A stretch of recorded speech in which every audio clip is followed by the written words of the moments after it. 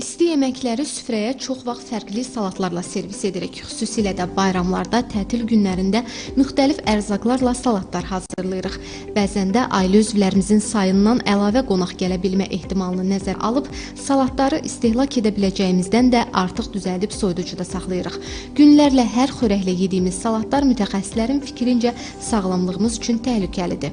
Xüsusi diqqəti salatlara və soslu yeməklərə yetirək, çünki salatlarımıza əlavə etdiyimiz mayonez də olduqca kalorilidir və orqanizm üçün zərərlidir. Buna görə də bunun əvəzinə qatıq, kefir və ya qatığa biraz xardal əlavə edib və ya zeytun yağı ilə limonu qarışdırıb bu şəkildə daha sağlam soslar hazırlamağınız tövsiyə olunur. Həmçinin qeyd etmək istəyirəm ki, qidalar soyuducuda çarpaz çirklənməyə də məruz qala bilər. Ümumiyyətlə, salatlar otaq temperaturunda çox saxlanılmamalıdır. Süfrəyə təqdim olunmadan 40 dəqiqə əvvəlcədən hazırlamaq daha məqsədə uyğundur. Çünki riskli məhsullar 2-3 saatdan çox otaq temperaturunda qalarsa, çirklənməyə məruz qalır.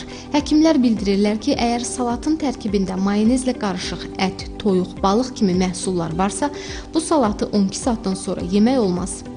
Biz bunun mayonezli salatların hər hansı tərkibinin dəyişdiyini və yaxud artıq pozulduğunu necə bilə bilərik? 1. Əgər mayonezli salatın üzərində su təbəqəsi yaranıbsa, dadında dəyişiklik varsa, xüsusən də əgər acı, turş dadı varsa, bu zaman qəti şəkildə bu mayonezli salatların istifadəsi tövsiyə olunmur. Onların tərkibindəki kimyəvi maddələrin qatıqsı ilə bərabər mədə-bağırsaq sistemi problemləri ortaya çıxa bilər ki, heç təsadüfi deyildir ki, ən çox müraciət olunan xəstələr qida zəhərlənmələri, mədə-bağırsaq sisteminin qidaya bağlı pozuntularıdır ki, buna görə də yeməklərdə bu salatları istifadə edərkən mütləq diqqət etmək lazımdır.